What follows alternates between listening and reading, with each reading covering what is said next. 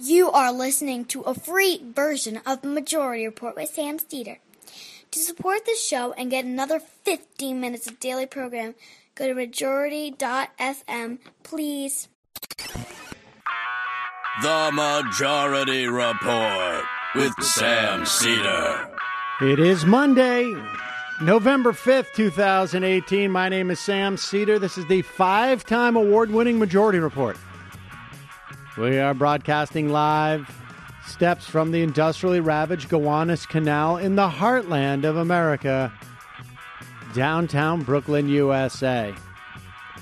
On the program today, we are less than 24 hours away from the final day of voting for the midterm elections.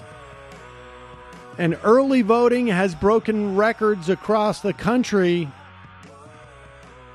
but doesn't mean anything. Meanwhile, House Republicans are running from Trump, but does that mean anything? Lastly, Trump's full-on racist gambit will provide us a brief moment of clarity at the end of this week. We will get a sense of just where this country is at.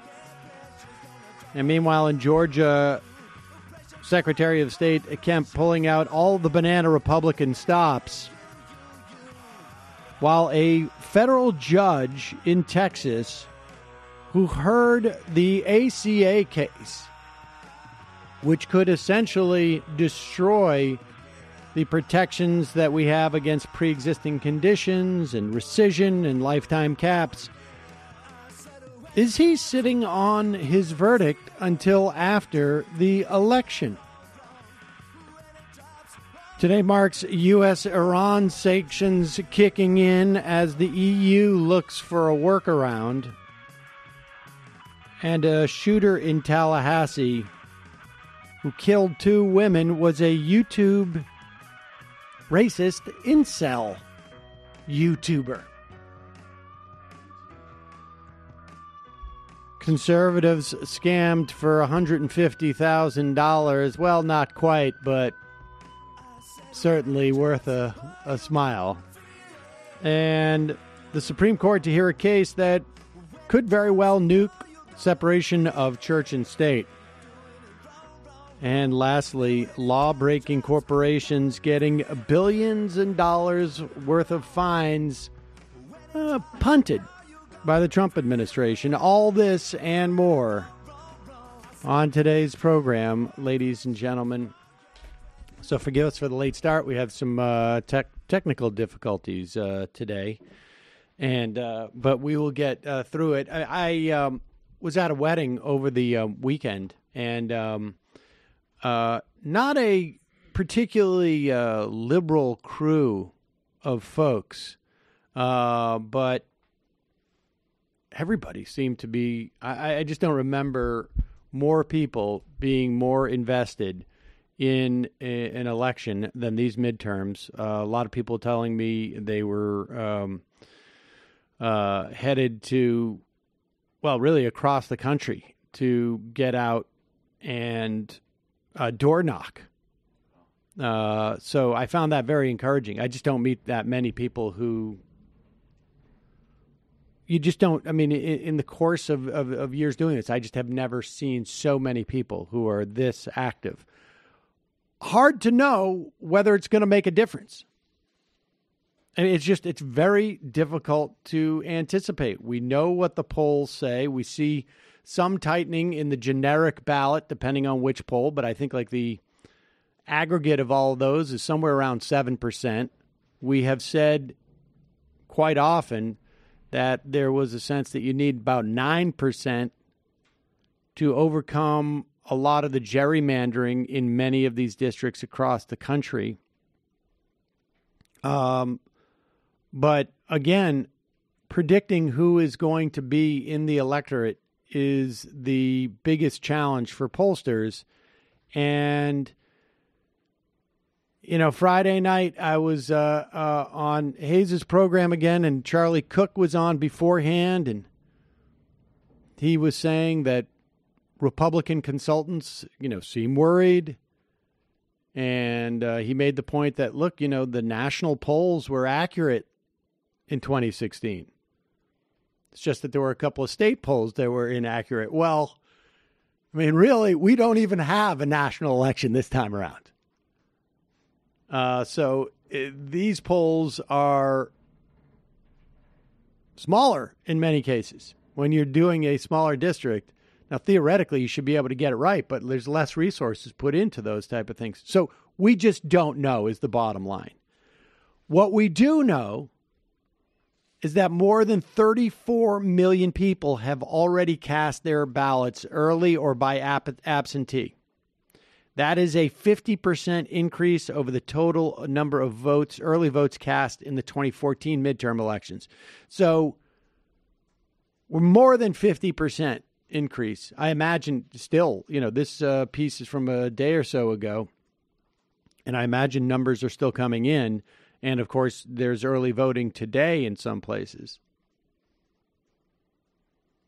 Turnout is up amongst all age cohorts, amongst all racial groups and educational categories. Older voters still make up a disproportionately large segment of the electorate, but that's because they started with a larger portion of the electorate in terms of engaging.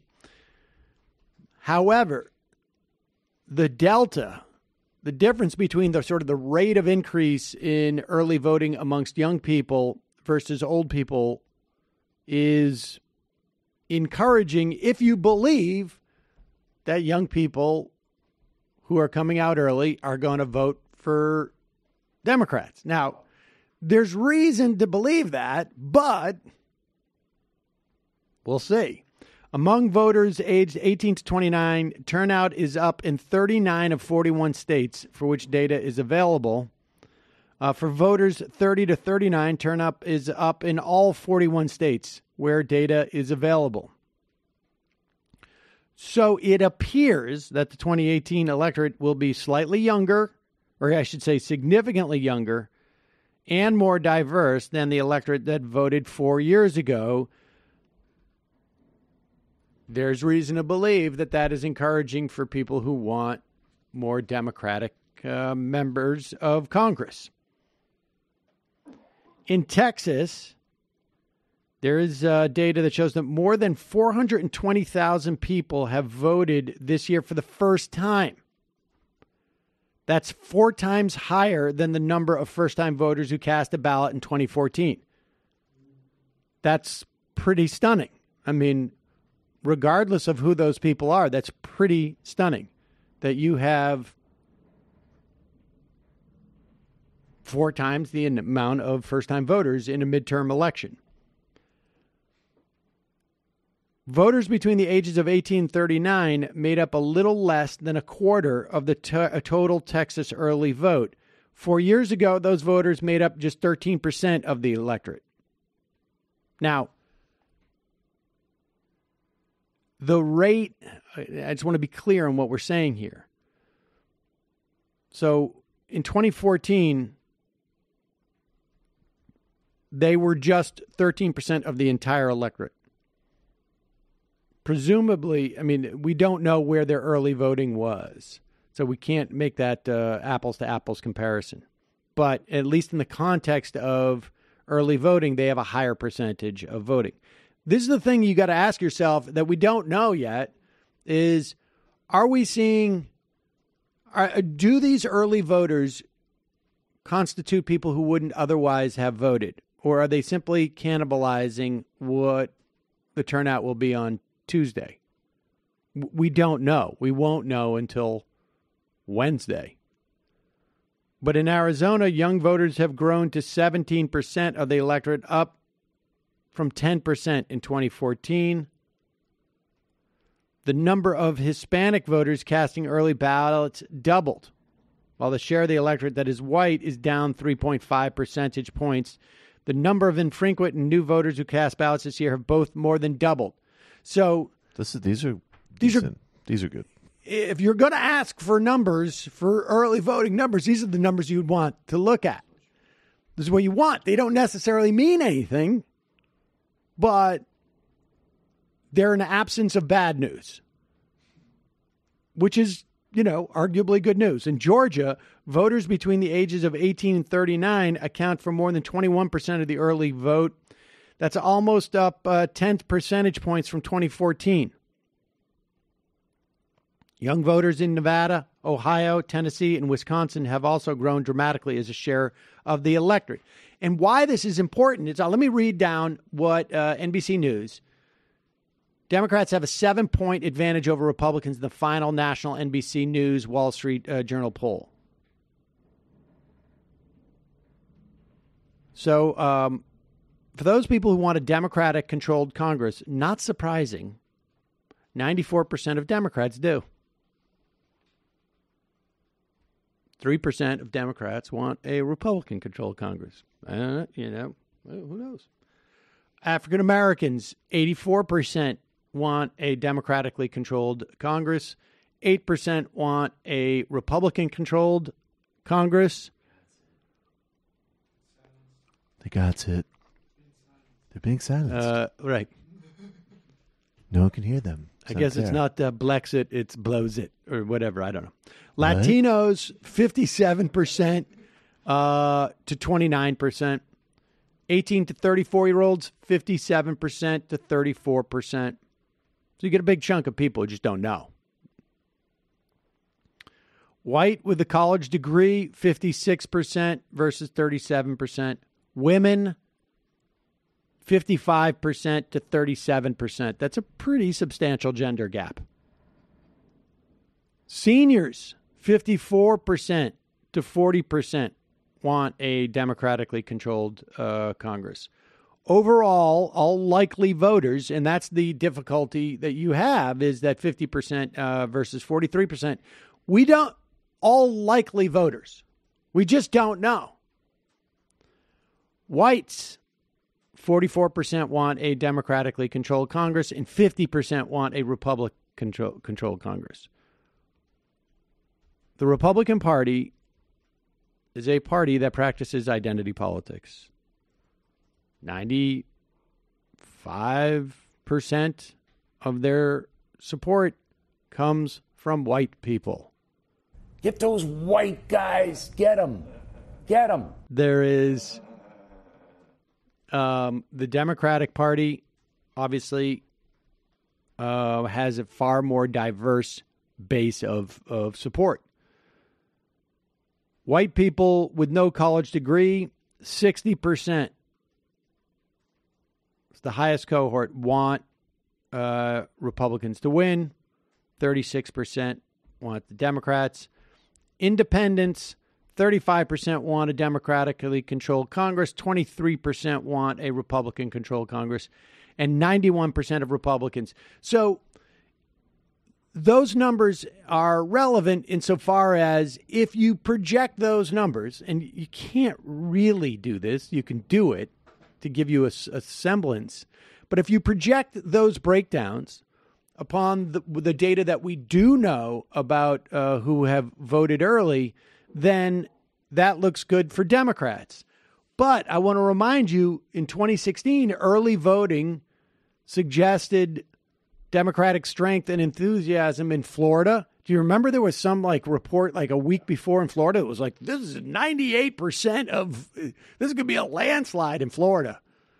And it turned out not to be a landslide for Hillary Clinton. Didn't work out that way. No. But we saw enthusiasm in Florida, North Carolina, and Nevada. In the end, Clinton only carried Nevada. So this is my way of saying everything I've been saying has been somewhat masturbatory, and for that, I apologize. But it's important to, look, these are going to be important points going forward. At the very least, this is what you can be sure of. The work that has gone in to get people to the polls early has paid off in getting people to the polls early. To what extent that's going to mean in terms of Congress, we don't know yet.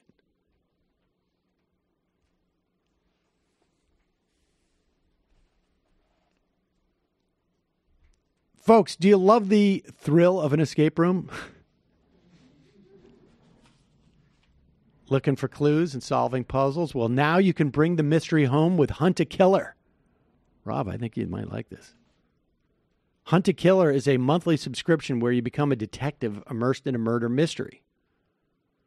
Each month, a fictional serial killer will send you cryptic clues, objects, and letters that you can actually use to solve the crime in real time. It's so interactive that it feels real. You can play it solo, on a date, on a game night with friends, or you can join their online community, work with other people who are at the same point in the story as you are. I've started this with Mila and I. How's it going? She seems to be pretty excited about it. Cool. We're waiting for clues. Anything if I can just like get her off her phone on Instagram. How's it going to be when you say Dad killed Seth Rich? That's right. Well, I can't tell her that. Okay. But right now, just for our listeners, you can go to huntakiller.com/majority for 10% off your first box. They only accept 200 members per day, so hurry to take advantage of this offer. huntakiller.com/majority for 10% off your first box. huntakiller.com/majority. Check it out, folks. All right, let's. One of the things that I think this election is going to. I mean, look, we're going to have a big problem with this, and I think we knew this in after 2016. But we're going to have a big problem with increasingly a ill-informed public, right? And there's two dynamics that are clearly in effect during this midterm. One is Donald Trump is trying to motivate his base, and it does seem to be working, to come out and vote by scaring them with notions of a caravan of who knows how many hundreds it could be people by the time they get to the border. But they are now on foot over a month away traveling on foot. There are now 5,200 U.S. military personnel with helicopters and barbed wire that are, I guess, ostensibly waiting for them, spending hundreds of millions of dollars, it's anticipated. This little kabuki theater is going to cost. Should have let me have the parade. There you go. We should have let him have the parade. But, and I'm telling you this right now, you're not going to hear much about this after Tuesday because it's just not going to have the salience. Maybe at one point Trump will announce, like, we scared him off. We scared him off, so we're bringing the military home. One of the dynamics is going to be what it tells us about this country in terms of their motivation based upon their disdain for brown people. The other thing is have Republican candidates successfully run from the fact that the Republican Party wants to destroy the good stuff in the Affordable Care Act patient protection bill. I have said many times, the best parts of the ACA PPI were the patient protection initiatives. That is, pre-existing conditions, you cannot be denied insurance, and you cannot be overcharged for insurance as a way of denying it. You cannot have lifetime caps.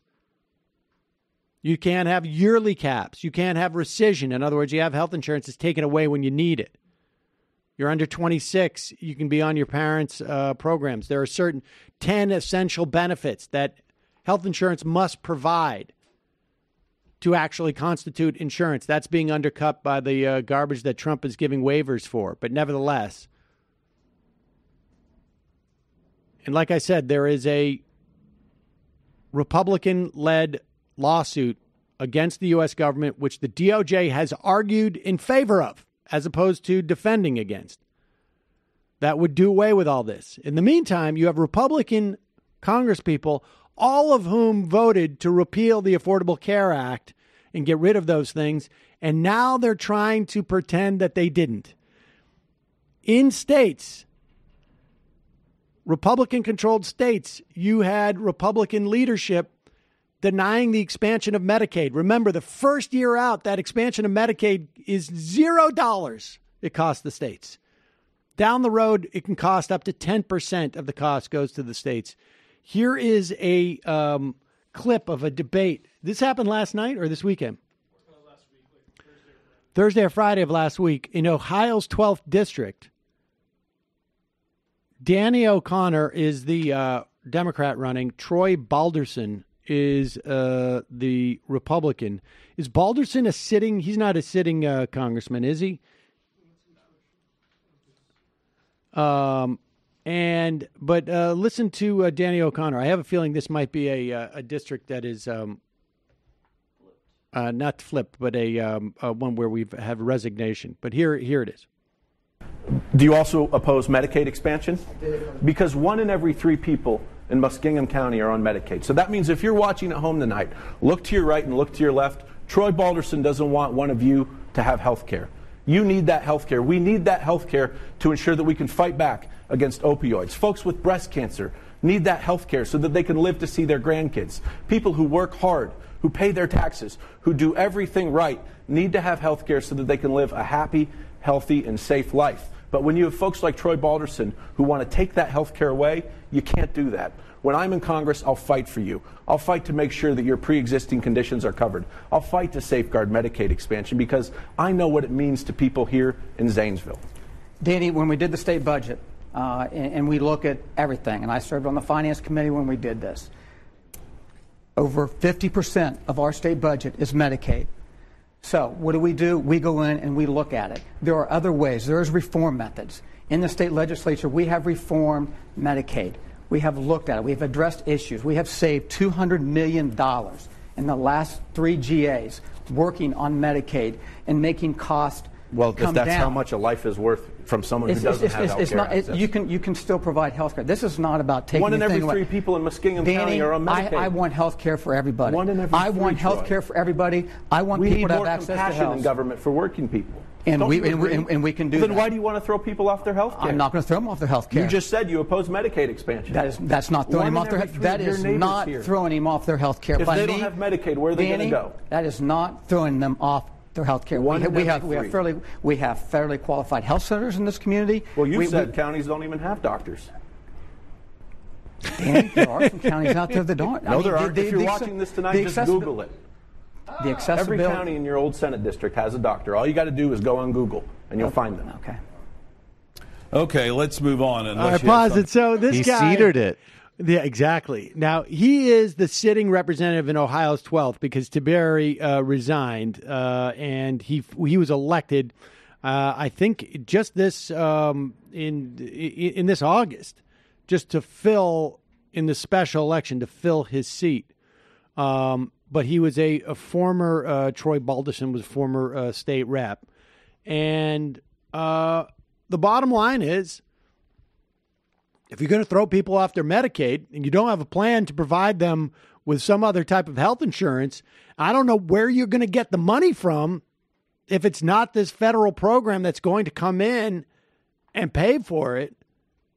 But they have had to adopt this position. And now they find themselves in this rather unenviable position where they thought for 7 years, as the Republicans were voting to crash the ACA, and it was just a mantra. And now it's clear that they have no other plan.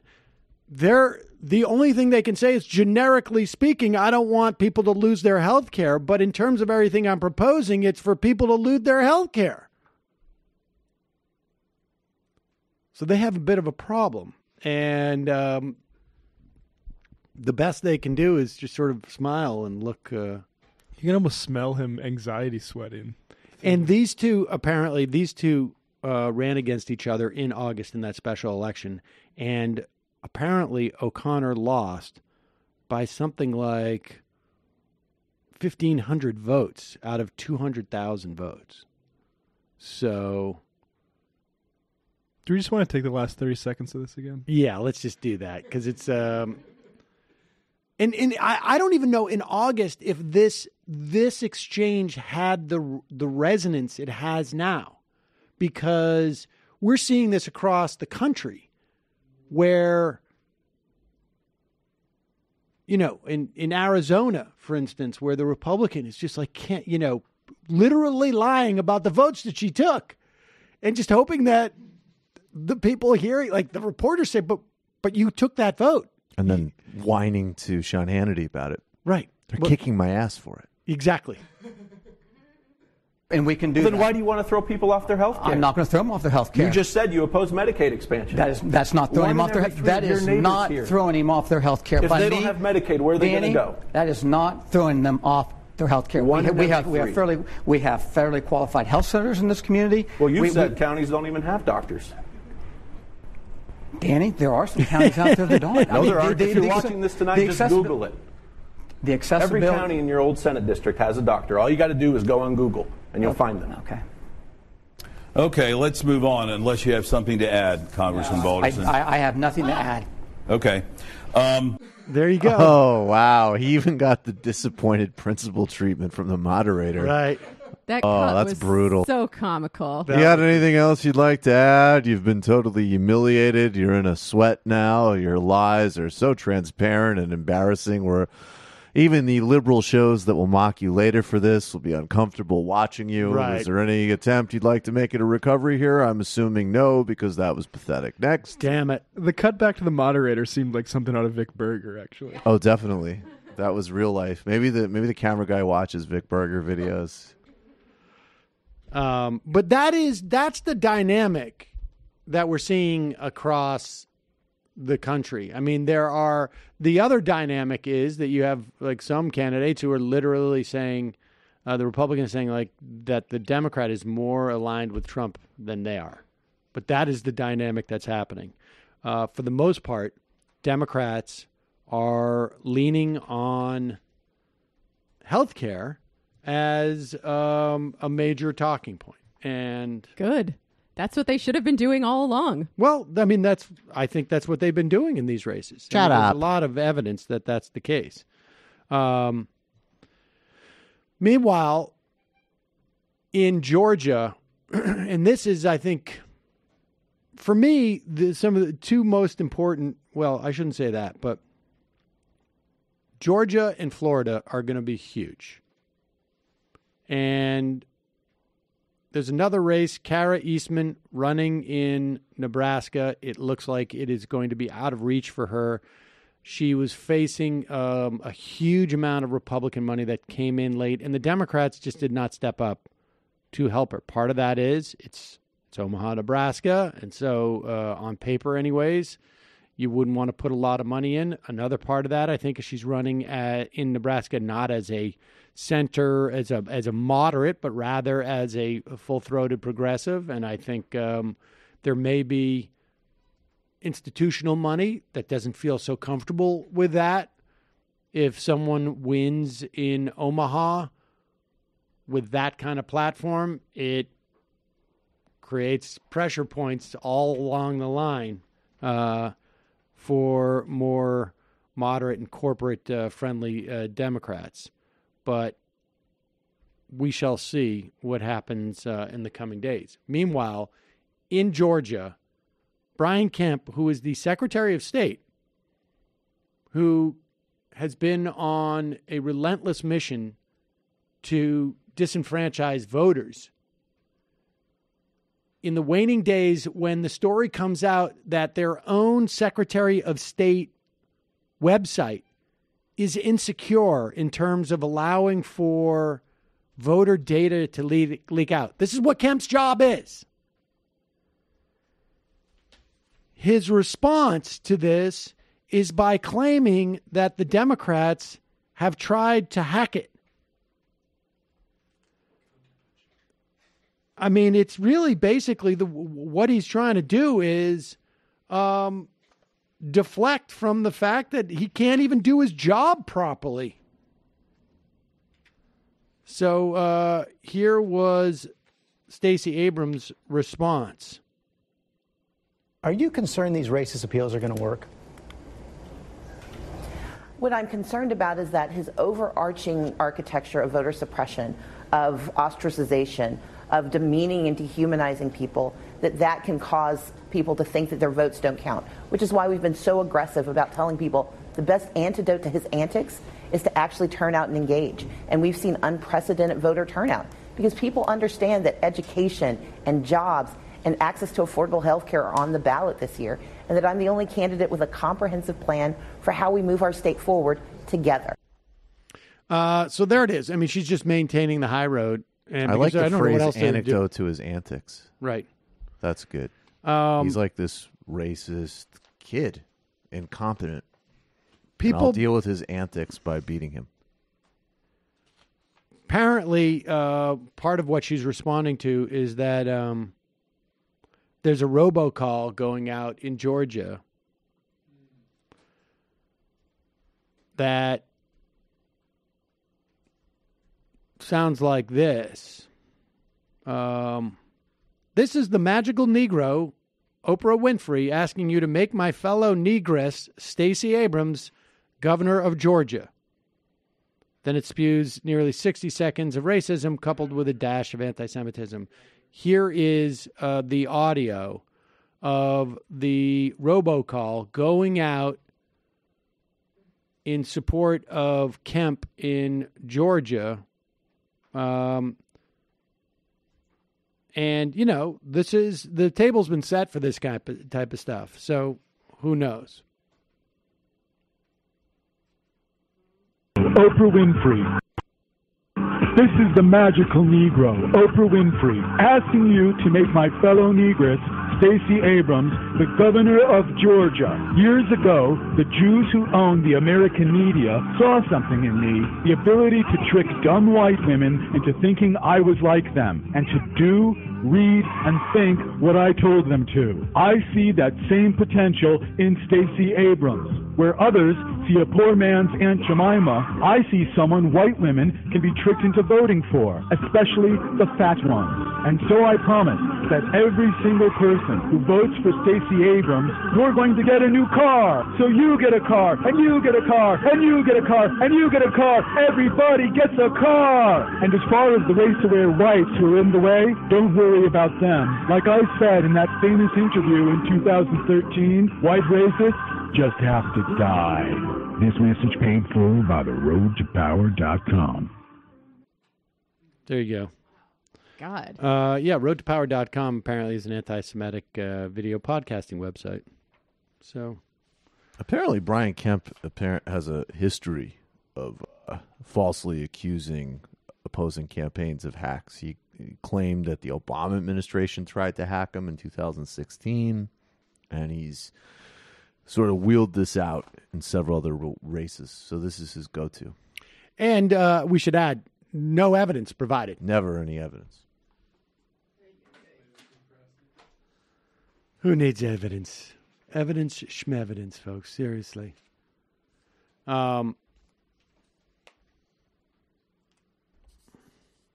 Here is this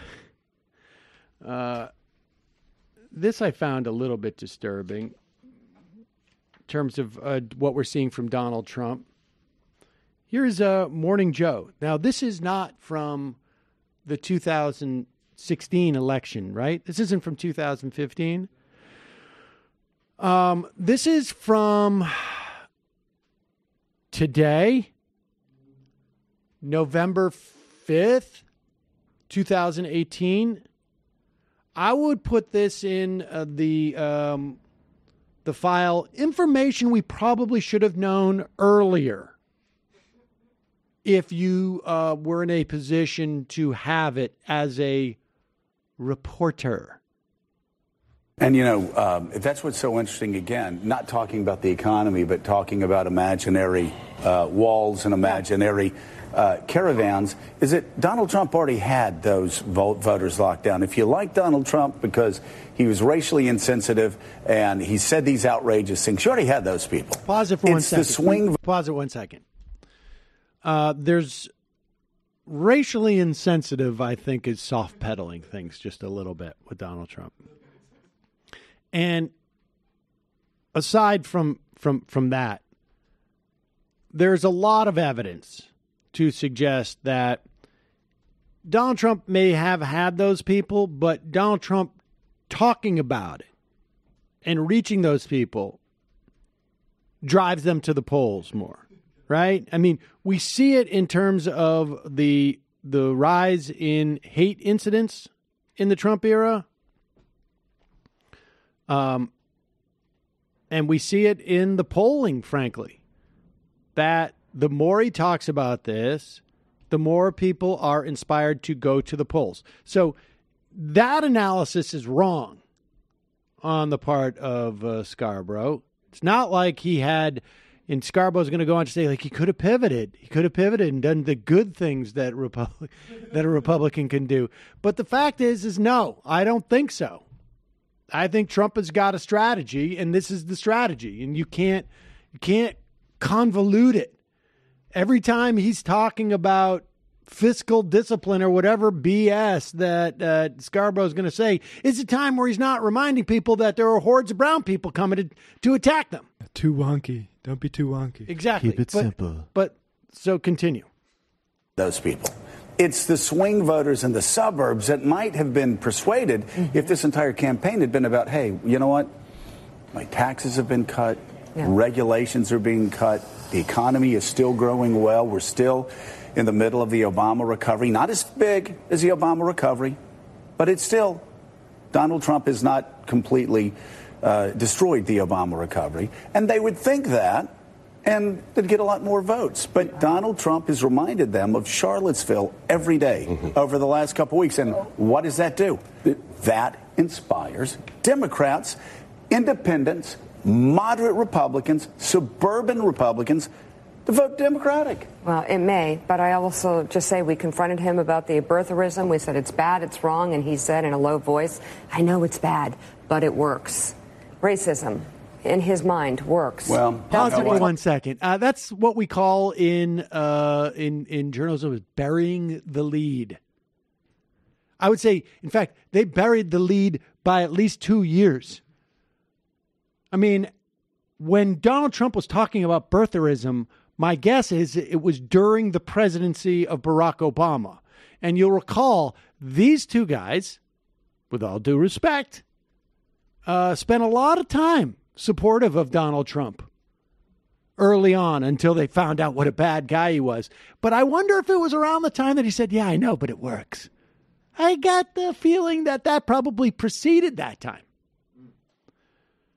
So maybe, you recall when Joe Scarborough at one point had said, like, he seemed like he was in on the joke. And now he doesn't. The joke being stoking racial animus, incidentally. We thought it was like Dice Clay, and it was a character he was doing, which people could appreciate on a certain ironic level. Right. Turns out, but then he became the character. And that's really when Dice's material went down. I just hope the millions of people who watch our show were in on the joke as well. That's why you've got to buy a membership to actually get all the joke material. You see Meek and I in West Hempstead next week for 200 I really bucks. We'll make clear that this is ironic. I really do think that if you're a reporter and you've had that conversation and you feel comfortable saying it at any time on television, you probably should have said it on television right around the time you heard it.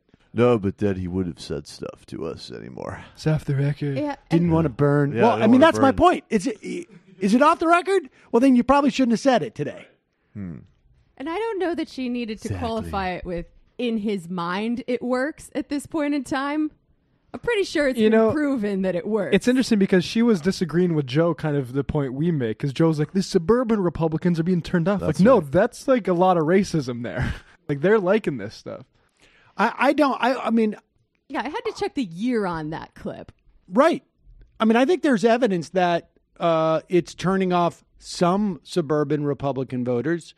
The LeBron guy. Right. But the bottom line is, you don't know.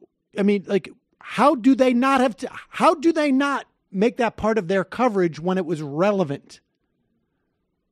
Because it was fun. Right. And it was ironic. And it was pain. Yeah, it got it was really a rhetorical question. Yeah, it was right.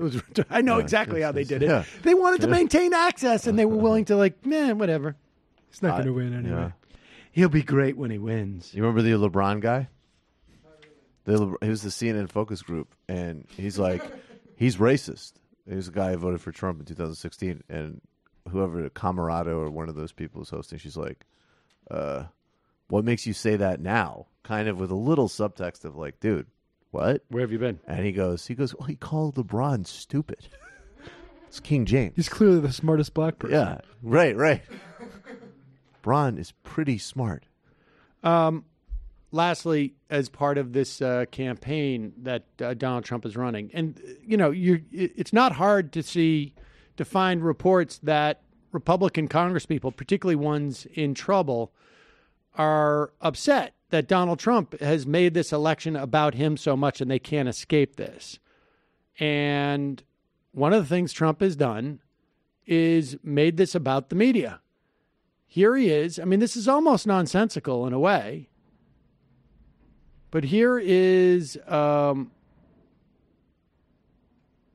the amazing thing is I've seen reports. I think I was just reading someone's Twitter thread who went out, interviewed people at the last rally, and they were all saying similar things. Like, the media is mistreating Donald Trump. They've got to treat him. They've got to give him encouragement to be the best he can be instead of covering him so critically. Exactly. Right? And here is Donald Trump on his way to West Virginia for a rally over the weekend. Is that over the weekend or is this today? Over the weekend. Friday. Saying that the real problem in terms of violence in this country is, of course, because of the fake news.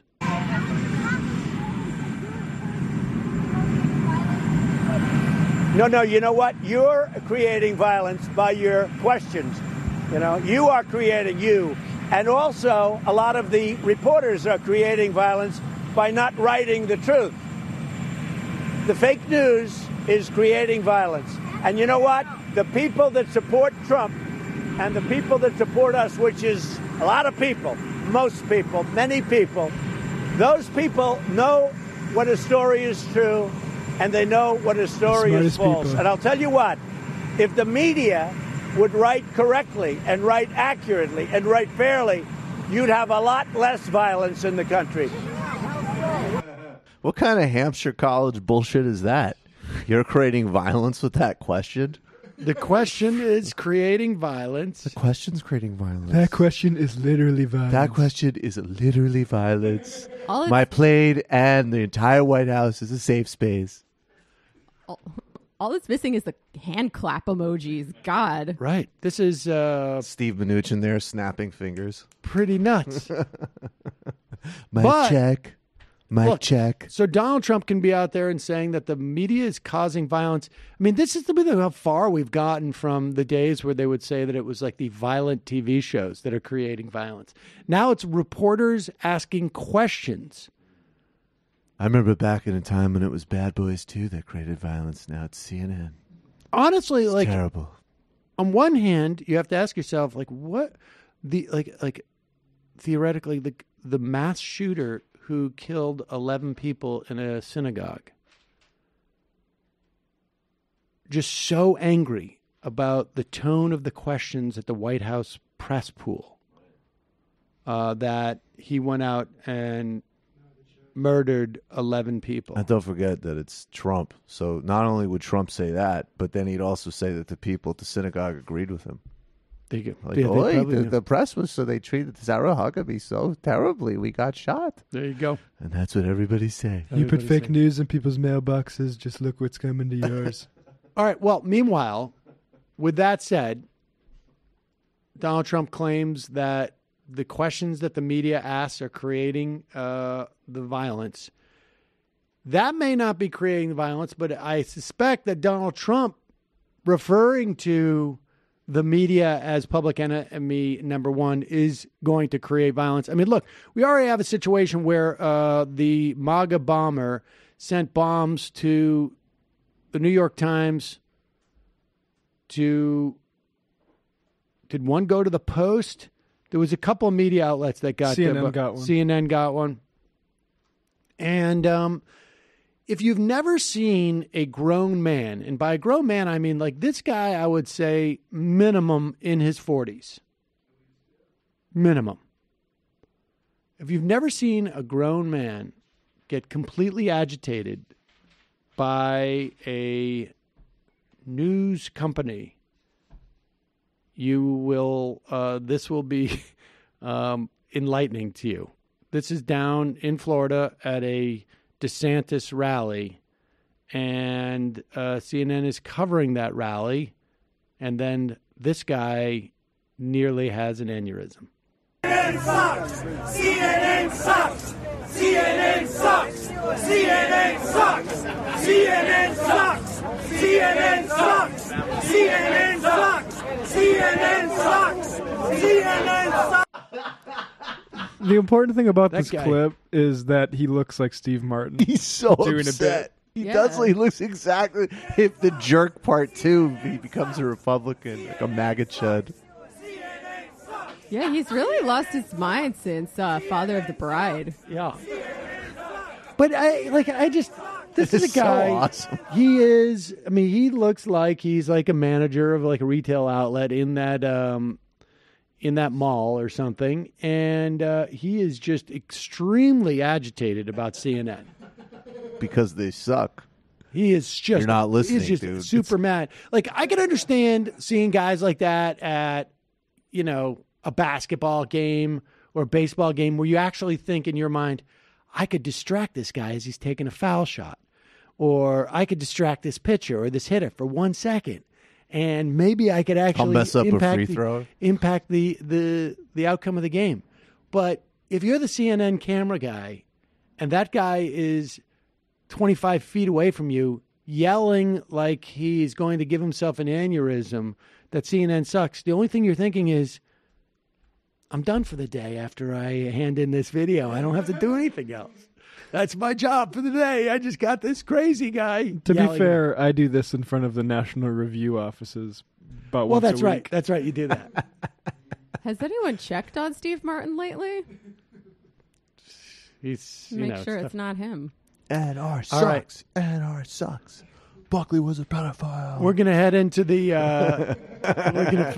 fun half. Just a reminder, folks, Hunt a Killer is a monthly subscription that sends you cryptic clues, objects, and letters so you can solve crime in real time. It's so interactive. It feels real. Something you can do, and it's like it's more fun than a board game. A little creepy. Right now, just for our listeners, you can go to huntakiller.com/majority for 10% off your first box. They only accept 200 members per day, so hurry, take advantage of this offer. That's huntakiller.com/majority for 10% off your first box, huntakiller.com/majority. All right, folks, going to head into the fun half. 646-257-3920 is the number. A reminder, tomorrow we're going to be doing a regular show, probably be on the short side, and then at approximately 7:38 Eastern Time, we're going to go live with the results coming in.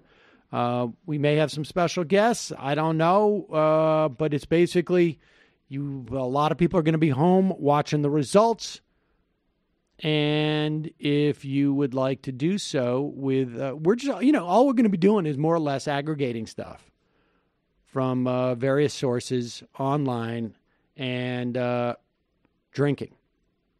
So if you are sitting at home, you intend on watching one of the cable news things, well, turn on your computer too and have us, and we will be more entertaining, and we will just regurgitate what we see on those channels anyways. Like Chris Hayes, except drunk. Exactly. Also, reminder, you can become a member of the Majority Report. When you become a member, we not only give you extra time every day, but we also take out the ads. So it's an ad-free experience, plus extra content, and you're supporting the free show every day. Join themajorityreport.com.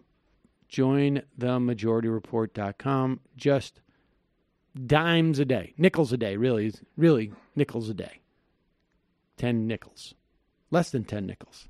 No, about 10 nickels. It depends on if you're talking weekdays or weekends. Also, today is Monday. Tomorrow is Tuesday. Joint. TMBS MR election night coverage tomorrow night. Well, sort of, but not really. Well, no, but literally, yes. I mean, no. Why is that no? I'm It's confused. just the majority report. It's just the majority report. I mean, in a way, you could say... You can't give me you can't give the show a little shared billing? Why not? No. Why so stingy? Well, just because... Bad deal. Bad Should deal. have never been thought of. Wow. Right. Bad deal. All right, Shylock. So what we're going to do is... Oh, No, all right. that was very petty and stingy and sad. Well, But so we are going to do, I think, 2 shows next week. There will be 2 shows. full. Well, all right. I hope they're full. What? I said I hope your shows are full next week. You have a wonderful day, bro, and I'll see you again soon. Certainly, I don't even understand at this point. I'm just saying, Full? I've got, you said you're going to have 2 full shows next week. I should hope so, because as a patron, Okay, I got it. And you're not just, I don't think I'm getting across the logic of it. Yeah, we'll see. Get all of the Patreon content at patreon.com/TMBS. Go to our YouTube channel. Now we have quite a few clips up at Michael Brooks Show. And I want to say on the Majority Report homepage, you can buy tickets now to the first Michael Brooks live show, which will be at the Bell House February 1st in Gowanus in Brooklyn with special guests Alona Minkowski, Bhaskar Sunkara, and Ricky Rawls from Champagne Sharks. I have to get the gushing out first. I don't get that one. We've already sold almost a third of our tickets, and we've only been up for under a week, so get them quick. That's good. Where is it going to be? The Bell House? At the Bell House, where we did the show. We are also... is that official yet? Do we know that? Yeah, but they're announcing it next week. Okay. All right. There'll be other... there's another thing happening apparently at the Bell House. Sweet. But we competition would start kicking in. All right, and the Antifada... Yeah, so in addition to the joint Antifada and MR election coverage, we have...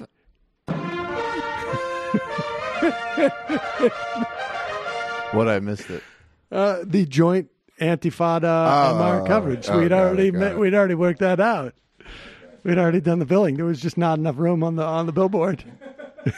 Yeah, in addition to that, this week we have on a very special and very anonymous guest. His fake name is Jay Firestone. He did a pretty heroic thing, actually. Spent 3 months infiltrating the alt-right in New York City. Wrote a really good article for Commune Magazine about it that's currently going viral.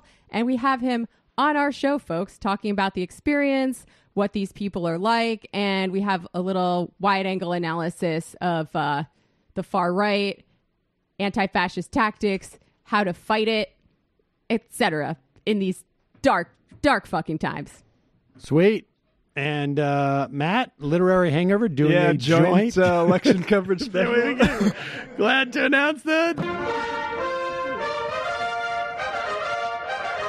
So this is the first election coverage Literary Hangover has done, isn't it? Branching out a little bit. I released some patron-only content last night. The first Hangover Hangout. I did get a bit tipsy, and some of my language is a bit much, but I edited it down a little bit. So talk about my trip upstate to Lake George, where I stayed at the fort that's featured in Last of the Mohicans. We talk about Matt Weiner's The Romanoffs and some other stuff. So if patrons, you can check that out. Patreon.com/literary hangover.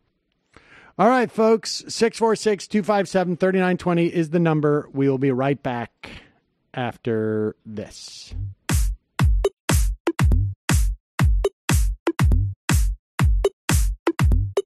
Jamie and I may have a disagreement. Yeah, you can't just say whatever you want about people just because you're rich. I have an absolute right to mock them on YouTube. He's up there buggy whipping like he's the boss. I am not your employer. You know, I'm tired of the negativity. I'm sorry. I didn't mean to upset you. You're nervous. You're a little bit upset. You're riled up. Yeah, maybe you should rethink your defense of that, you fucking idiots. We're just going to get rid of you. All right. But dude. You want to smoke this joint? Yes. Do you feel like you are a dinosaur? Some good shit. Exactly. I'm happy now. It's a win-win. It's a win-win-win. Oh, hell yeah. Now listen to me. 2, 3, 4, 5 times. 847-906-501-457-238-56-27. 1 half. 5 eighths. 3.9 billion. Wow. He's the ultimate math nerd. Don't you see? Why don't you get a real job instead of spewing vitriol and hatred, you left-wing Limbaugh? Everybody's taking their dumb juice today. Come on, Sammy! Dance, dance, dance.